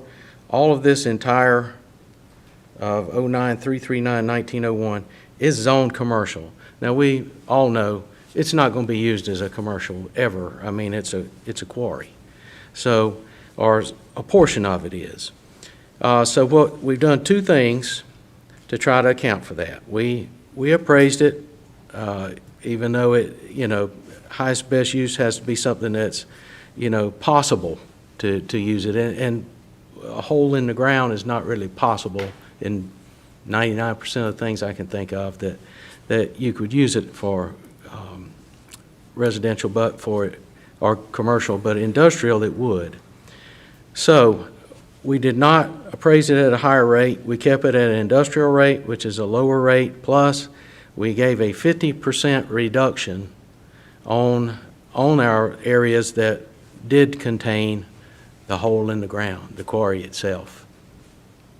So we felt like we had given an adequate amount, and any of the other parcels that we're dealing with on these, the 19A and the 20C, we're also giving reductions on those already. Those were done at the time of reval. They've been in place for a very long time before even I've been here. So the 50% was what we had, our stock standard amount that we had given for these parcels, for the areas that were afflicted by the quarry itself. One thing that we want to talk about is not just that it's an industrial site, but what is the location of this property? And I know that we were looking at, they had presented some other quarries and other locations. The thing that drives the values up on the industrial land here is the highly desirable area that this is. There's a lot of growth and development. There's a lot of interest in this area. Industrial properties, we've seen them really increase over the last few years. The industrial sector here has been strong. And so this type of area that we're looking at is highly desirable. You got Highway 74, you got Rocky River, you got Charlotte Highway, Old Charlotte, and you got the airport here. So this is not some quarry stuck out in the middle of a rural area. This is in a highly desirable, developed area. And so that's what drives some of the rates higher than you would see in other counties and other places. So basically, what we've got is, if you look at these in all total, I think we tallied up, just on the fly here, 298.688 acres. And we have 14,598,600. And that comes out to 48,000, I think that's 875 an acre is where we're at on that. And that's with the reductions. for it being a quarry. The other thing that we don't do is we don't appraise or assess any kind of value on mineral rights. Because if we did, this would be a much higher total. So we feel like we've been more than fair in that regard. Even though we do have that capacity, we do not do that. So I did want to address, on page 22, the comparables that were submitted, the comparable land sales. The Olive Branch, like you mentioned, on page 22, 2228 Olive Branch Road, that was residential. That's residential land. Comp number 2, Noah Helms Road, also residential. Comp number 3, 7802 Mill Grove, that's residential land. The Midland, I can't speak to that. I don't know anything about that area up there. And the Gold Mine Road listing, I pulled up the listing that was an industrial. It was definitely industrial.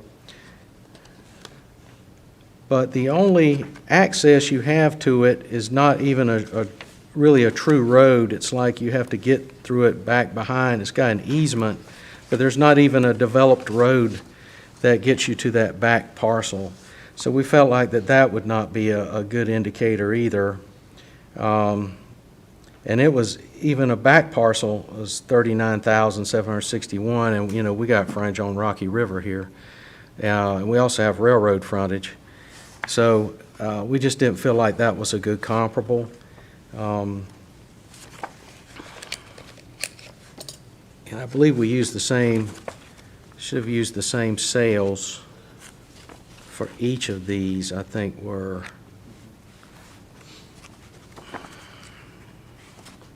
Let me see if I can get to that.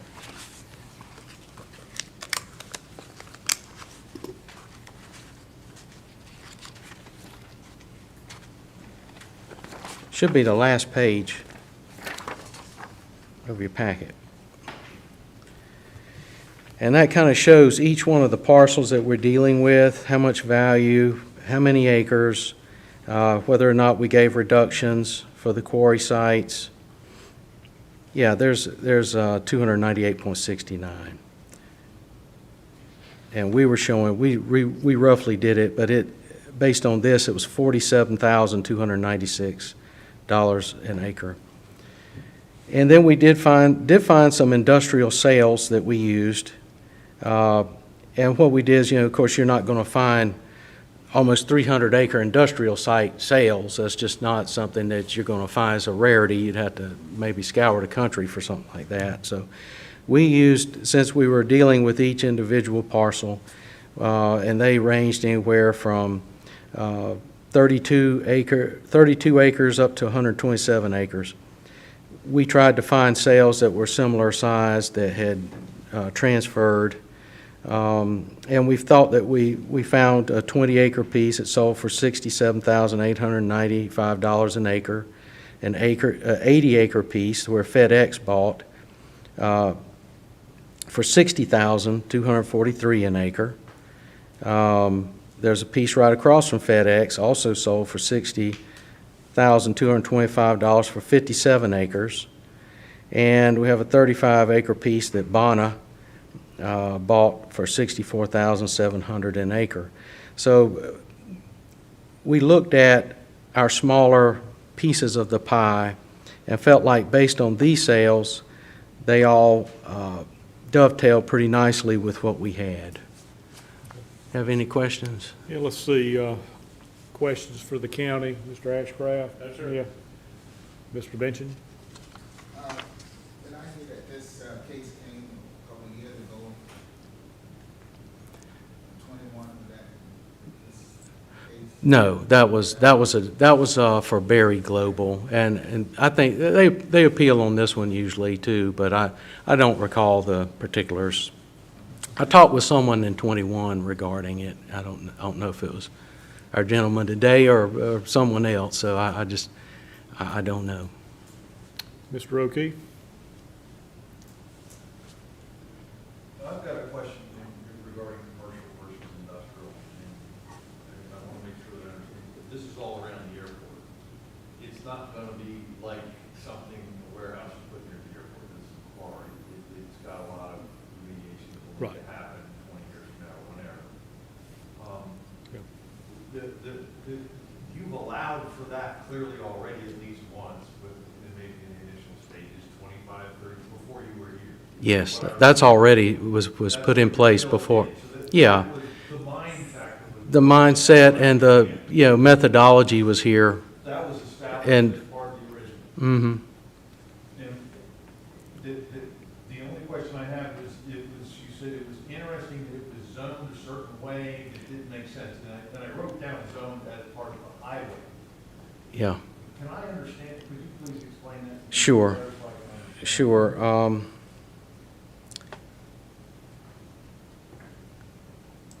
And zoning is a difficult thing to understand sometimes, some of the, how their thought process is behind it, but can you see this on the map here?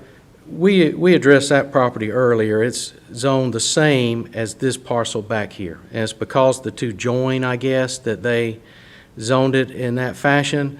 I don't know how long that zoning's been in place, but I would think that the quarry's been here maybe longer than the zoning. I don't know what year the quarry started, but they come up with plans on what they feel is, representative of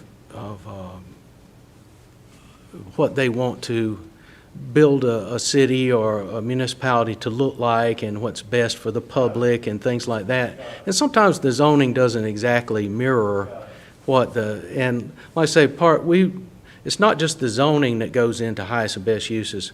What would be possible to put there? Because if you can't really, I just don't see this as being, or maybe a portion of it, but I mean, it's ponds. A lot of it's ponds.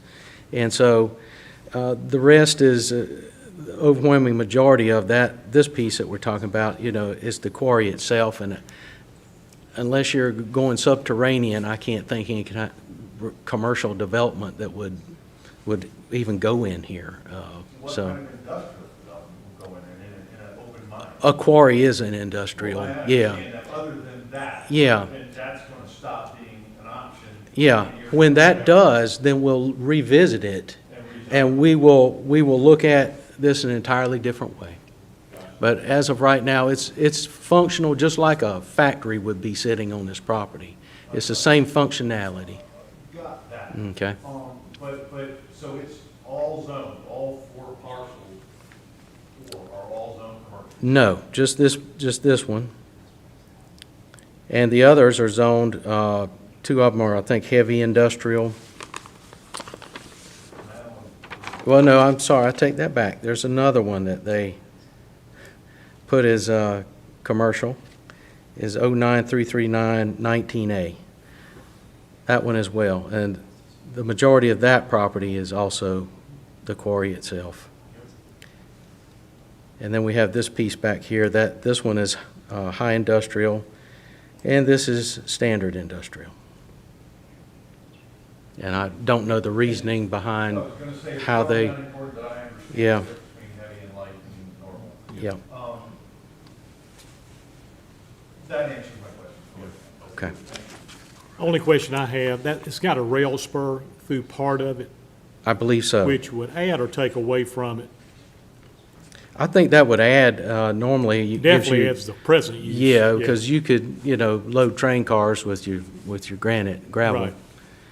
Most industrial properties that have a rail spur generally are more desirable, considered That's my more question. desirable. Okay, Mhm. okay. All righty, Just want to clarify one thing, the Ms. Rafter. 38% increase from 24 was really actually 21, the reevaluation. Yes, from 21, not 24. 4 Yes, years. yes. So 38% might sound high, but that's it. It's actually below what our norm was, about 70% Yeah, increase. All right, I'm good. Okay.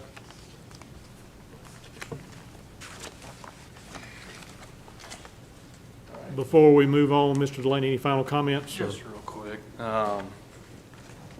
So just, touching, I think he touched on everything very well. Yeah. It's a quarry mine that's sitting there. It's going to be sitting there. Development is not looking like it's going to happen anytime soon. Right.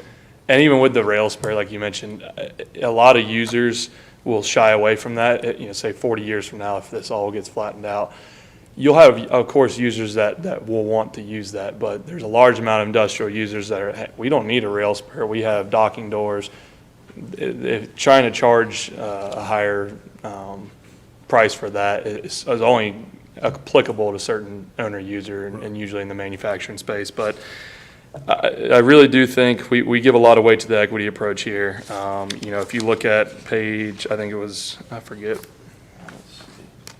page 20, just the first one, the Martin Marietta Arrowwood quarry there, it is also in one of those areas, and the one next to it as well, the Matthews quarry, highly desirable development area.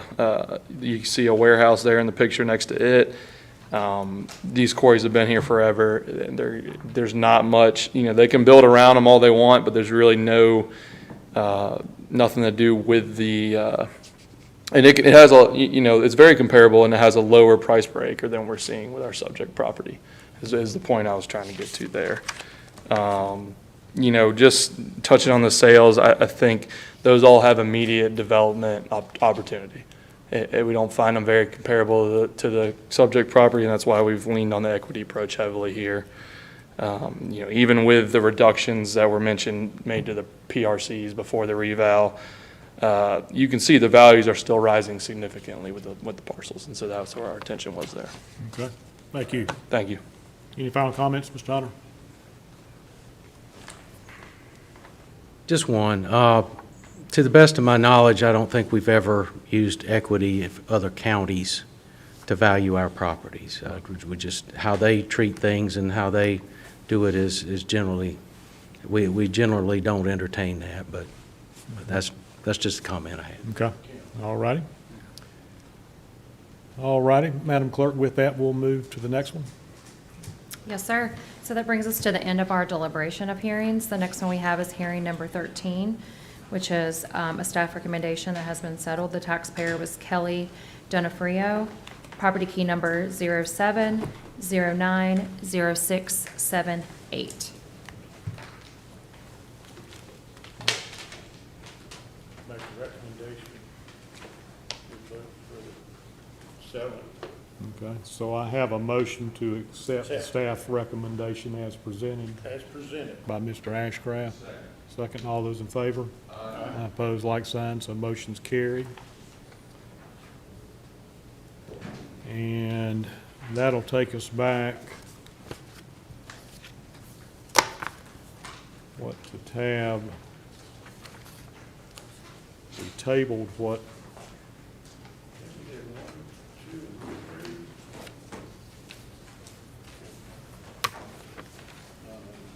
for the record, Madam Clerk, we tabled,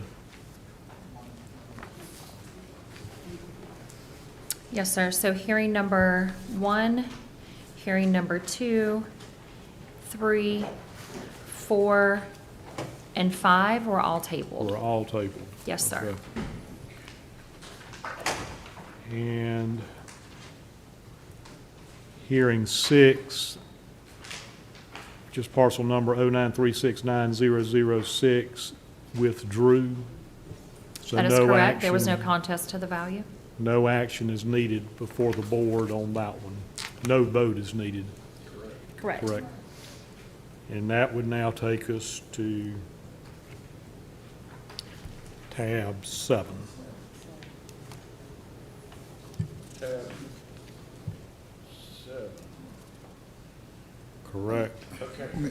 I've heard a lot, but, the fact that this property is so unique and they are mining out of it, I feel like in the last probably 4 years, the land value in that part of Union County on that side, 74 frontage, old Charlotte Highway frontage. Rocky River frontage. Yep, I make a motion, no change.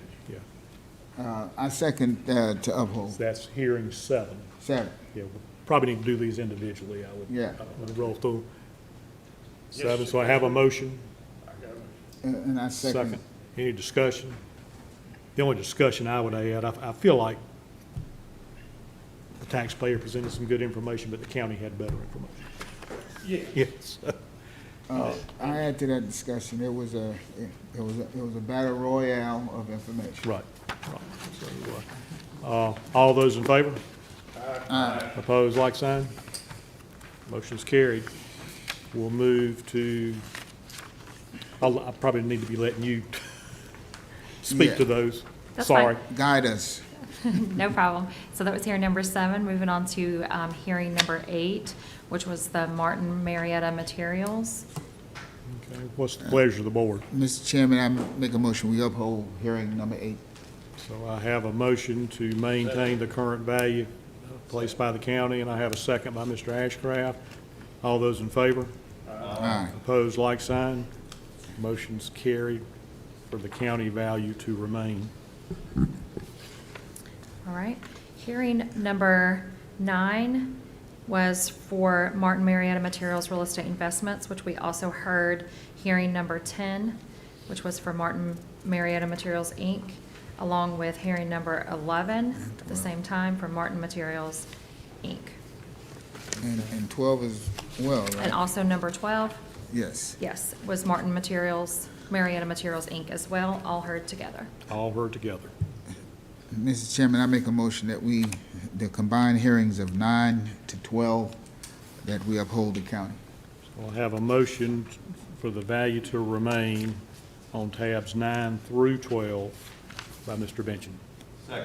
Second by Mr. O'Keefe. Any discussion? All those in favor say aye. Aye. Opposed, like sign. Motion's carried.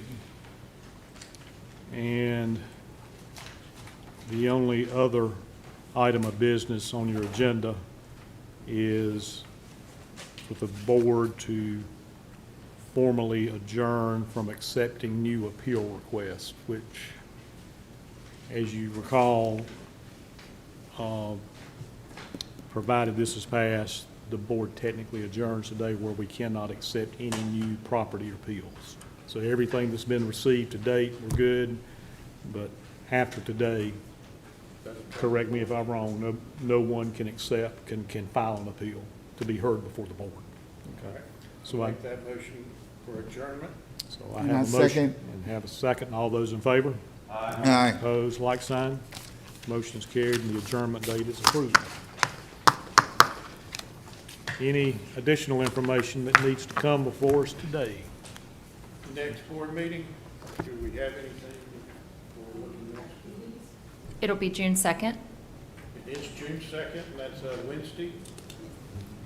That'd be June Monday. 2nd is a Monday. So we're on Monday. According to this, it's a Monday. Wait a minute. I got somebody shaking Let me look heads at the here. Let's calendar. see. Well, according to my paperwork, it says it's a Monday. Yeah. Let me check the calendar. One of the reasons I know, because my birthday's on Tuesday. Yes, June 2nd is Monday. June 2nd is Monday, but our next hearing is going to be June 4th. So What no, day is that? That's on Wednesday. the day after my birthday. Yeah, we'll celebrate So it. is that Okay, better? okay. So no meeting on Monday. That's I know correct. that it was a scheduled meeting, Okay. but we have no appeals to deal with. Right now, we're sticking to Wednesdays. Okay, okay, Yep. That's Until we good. get enough to make it more. Right. okay, okay, We're just not listening. okay. There's a lot of information there in today, so. Do I have a motion to adjourn? So move, Mr. Chairman. Second? All those in favor? Aye. Like sign? Everybody have a good day.